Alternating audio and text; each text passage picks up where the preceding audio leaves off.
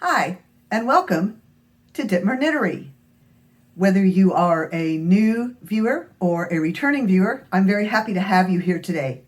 My name is Bev, and you will find my contact information in the description box below. On my channel, I usually talk about yarn and yarn-related things, but sometimes I go off about other things too. I've been getting ready to start a project, and I've been taking you along with me on the beginning of that, so I'm going to continue that. I'm glad to have you along as I begin this project I'm calling the May Day Bag. Today, I'm going to show some knitting machine basics, some tips to build my confidence and maybe to spark your interest. And I know I repeat myself that this is not a tutorial. I don't want to build unrealistic expectations. I am glad to try to answer your questions if I can, and I'm glad to point you to the resources that I'm aware of if this is something that interests you and you need more information. In this video, I make a sample. I show how to cast on, and I show the waste yarn and the Ravel cord. You get to see some of that. I'm not the best at getting my camera angle right. I'll work on that and hopefully improve that. But you get to see my wrinkly old hands and arms as I'm working. I hope I'll, like I said, get better at positioning the camera so when I start making the bag, I can give you a better view. So this is good practice all around of making this sample, swatch, and me practicing having the camera at the knitting machine. So I have this video ready for you. Let's watch it, and then I'll come back and talk to you a little bit more. Before I get started making the bag, I'm going to make a sample to give you somewhat of an idea of what I'm doing. Again, not a tutorial, but I am open to questions. I'm not an expert. I am a real beginner at machine knitting. Now, I've made quite a few things, but I tend to do the same thing. I'm looking for something that's just giving me basic knitting. This machine is capable of a whole lot more than what I do, and what I'm going to show you as I make this bag. When I make this bag, it's very basic. It's pretty much just plain knitting, and I do some increases and decreases. Now, if you're interested in learning more, if this intrigues you, if this interests you, videos by Susan Gugliani have been available on places like Craftsy, and I highly recommend her videos. That helped a lot. It helped a lot, too, that the very machine she uses is exactly the same as my machine. So while I haven't taken further steps to learn more, I have purchased some of her books, and there you can see her name. So I do hope to learn more about my machine and get it to do more tricks. I'm still learning, and the reason I bought the machine was to do what I do with it, which is to make plain knitted panels that I can then turn into bags. So the machine does what I want it to do, and I just hope one day I have time to explore more of its talents. I'll show you more of the machine as we move along, but right now what I wanted you to see is that I have my yarns here. I'm going to use these two yarns to knit. This is my waste yarn. It's just a sock yarn. And this is a piece of cotton that is called a Ravel cord. And I'll explain these things as I do them. It's easier easier for me to explain and easier for you to understand if I talk about why I'm using these things as I do it. So that's what I have set up. These are some of my tools. This is a comb. It helps to weight the cast on when I first cast on the stitches. they need to be weighted so they don't just pop right off the needles.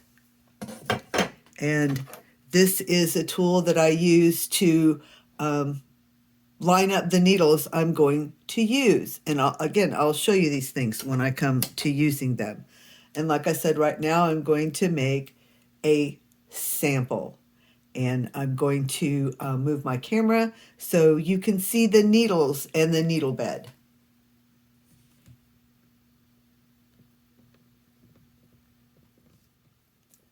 Rather than 2 knitting needles, and you make stitches with those needles, on a knitting machine, there's a needle for every stitch. So to choose the number of needles I want to use, I can use this tool. If I'm going to make a sample 20 stitches wide, and I'm only going to use every other needle on the machine, I need to start by putting 40 needles forward. Now I don't know if you can see that there's a 0 right there, there's a 10, there's a 20, so I can see how many stitches, plus the little buttons are colored, pink or off-white. So, like I said, I only want to use every other needle, so I'm only going to use 20 of these needles that I've pulled out here. And I want to cast on only to every other needle that I'm using. So I'm going to use this tool to move back the needles I don't want to use.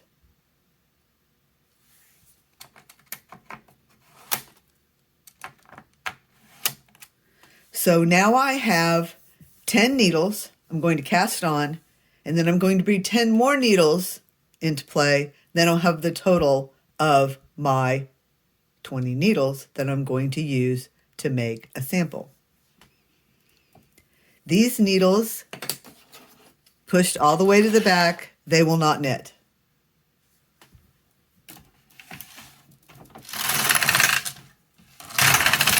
Needles in this position will knit. So I'm going to cast on. The first thing that I use to cast on is the waste yarn. I believe this is Croy sock yarn. And you just want your waste yarn to be close to the weight of the yarn that you will be using to knit. I'm going to thread the yarn through the machine, and I will soon show you how I'm doing that, but right now we're looking at the needles. Don't want to move my camera around too much. And I'm using 2 strands of Knit Picks palette yarn as my main color. So yes, I am blending these 2 colors together, the green and the blue. Again, I'm just going to go ahead and thread this into the machine so that when I have my waste yarn,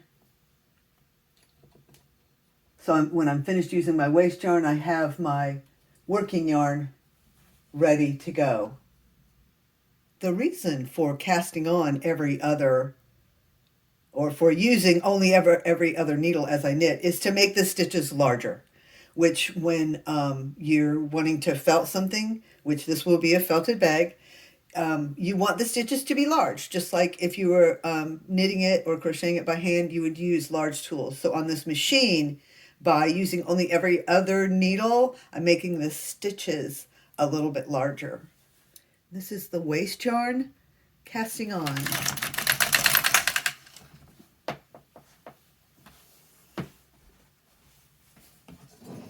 And I showed you this tool, I think, a few minutes ago. This is called a cast-on comb. It has these hooks that hook right into the stitches and hold those stitches as I make another pass with the head of the machine. That's what the little thing that you move back and forth is called the head. But first, I need to bring all of the needles into play. So the reason for weighting the yarn is that these stitches will slip off of the needles if they don't have a little bit of tension. So I want a total of 20 needles to knit. That was the wrong tool. Here. So I want to bring 10 more needles into play, so I have a total of 20. And like I said, they're colored, so you can tell there's 5, 10, 15, 20 needles. And again, we're just using waste yarn at this point, and this is why you use the waste yarn, to get your cast on started without having to do all this with your working yarn. And you'll see as we go along that's quite helpful.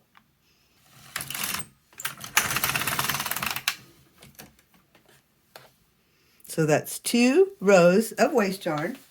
And I usually like at least 5 or 6 rows of waste yarn. There's a counter here that shows me the number of rows that I've done. I've done 2 rows.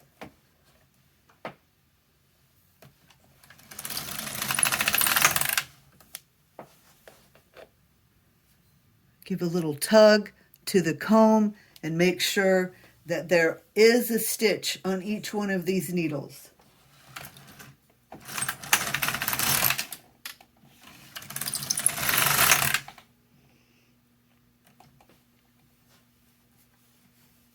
When I have the number of waste yarn rows that I want, which can be as many as you think you need, but it is just a few rows to help you get started on the machine. It is waste yarn. It will be discarded.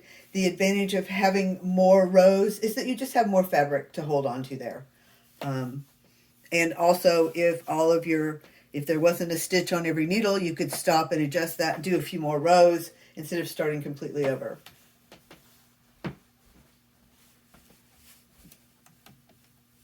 Two more, I think.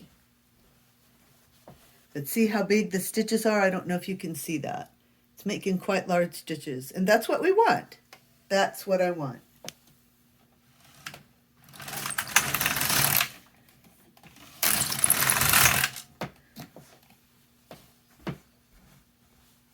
Now I'm going to remove the waste yarn when I have the head of the machine over here to the right.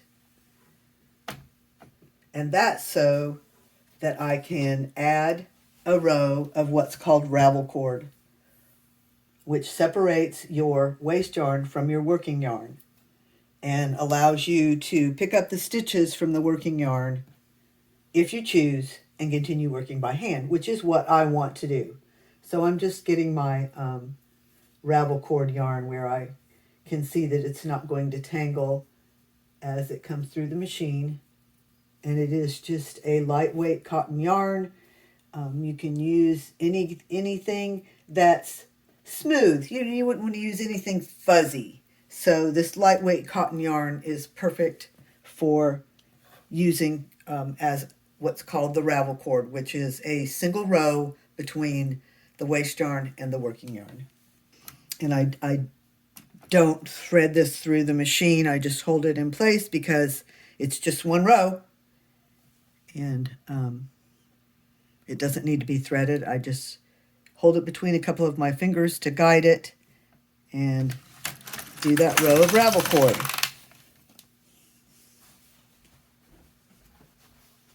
And then next, we're going to begin with the working yarn. So I'm going to reset the row counter to 0 and make a few rows with this green and blue yarn I've held together. And it can tangle as it tries to run through the machine. So I keep an eye on it as it feeds through. And the idea of a knitting machine is not to make it go rapidly, although it does speed things up. Take your time. don't try to make it go back and forth as fast as you can, at least until you get a little practice is what I say. So here we go with a few rows of what we call our working yarn on this sample. And yes, I still have this cast on comb, the weighted comb on there, and I will change that out after I get my working yarn started. I will use something different for weights that's specifically for weighting your yarn and your work. Okay, I think we can do a few rows with this working yarn, keeping a very close eye on it as it feeds through the machine, because if it has a tangle or a knot and it gets into the needles, if the yarn feeds into the needles with a tangle or a knot, you'll have a problem. You have to stop and undo your work and fix it. And while I know how to do that now, I didn't know how to do it at first, and certainly wouldn't expect you, if you're just getting interested in this, wouldn't expect you to know how to do such a thing either, to correct something. But I think that's the key to a lot of crafts, a lot of things like this, knitting and crochet, is knowing how to correct your mistakes. And if you watch the Susan Gugliani videos, she covers that very well, how to fix your mistakes.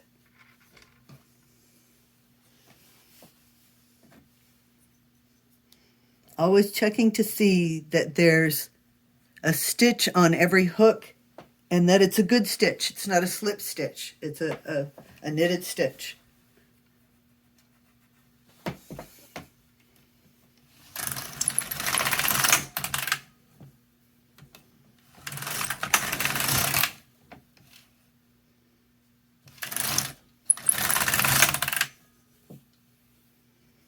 Now we have 5 rows with the working yarn, and I'm going to remove the cast on comb and add the weights that you can use while you're doing your work. And these are just some claw hooks.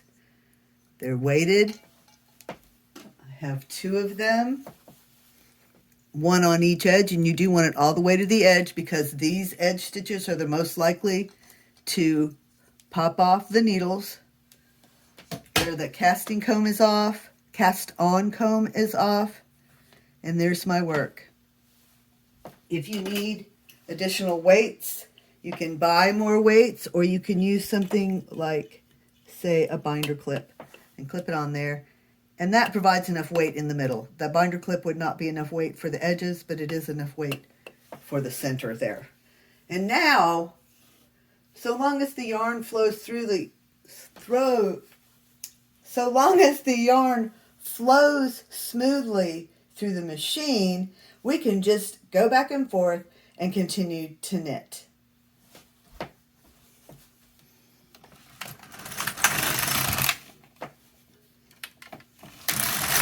Again, this mechanism is called the head of the machine, and it has wheels and brushes down here, and it's pushing that yarn onto the needles and pushing the needles back and forth to pick up the yarn and move the needles back into place. So it moves the needle out to pick up the yarn and moves it back into place so that it's catching the stitch and making another row of knitting.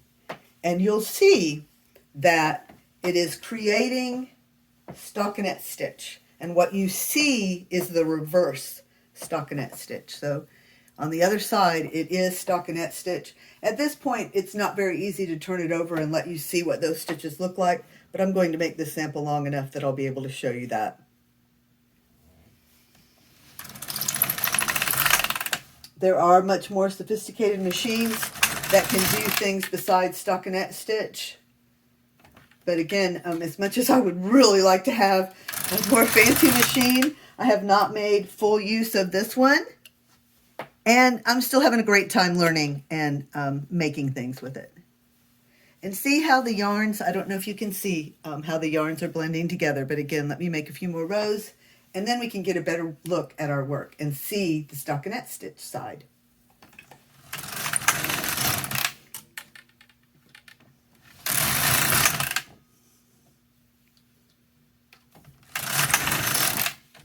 And move these weights up often. It's okay to take them off, but don't leave them off while you're working. But it's okay to take them off. Set them aside for a moment. And you want to move them up about every 10 rows. I recommend moving them up and getting your work weighted there. Now, this is the waste yarn, that neutral color, brown. There's the white Ravel cord. And there is the stockinette stitch side of our working yarn. And you see it is making some nice large stitches, just like I want it to. Now when you get it off the machine and give it a tug, those stitches will not be quite so wide. You can see that it naturally curves in here. It's not, the finished piece is not going to be this wide. Probably be more like about that wide. But I'm pulling it like this. As I said, I want it open like this to create these large stitches.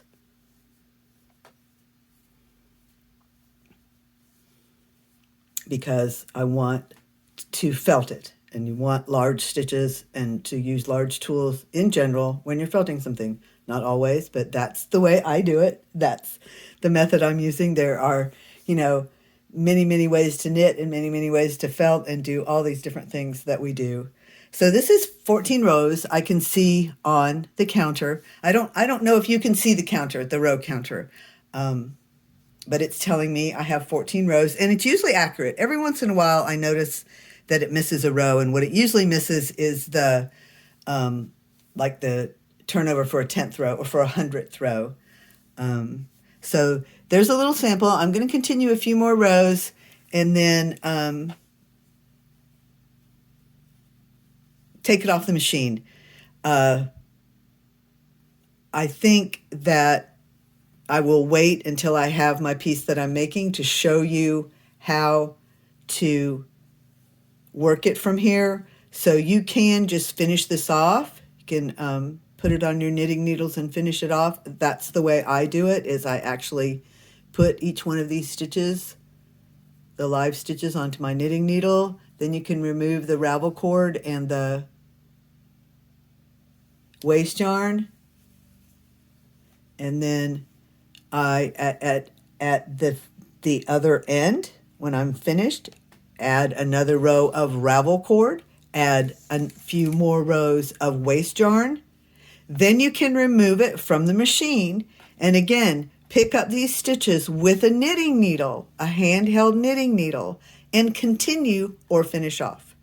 So I'm going to do both. I'm probably going to finish off one end and continue on the other.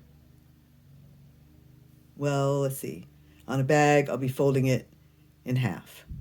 So I'll be finishing off both ends and sewing the seams together. Thinking out loud, taking you along on this journey with me. That video was longer than I thought it would be. I really, really enjoy the machine, and I get started on it. I get started talking about it, and I get excited, and I want to share it with you. So that was long. So I have some other segments that I will save for the future. Please let me know what you think and come back soon, or you can stay around and watch some of my previous videos. I've been on YouTube for about 1 year and 8 months now, so I have some content for you to watch. As always, I want you to take care of yourself and take care of each other. Be peaceful, be kind. Bye.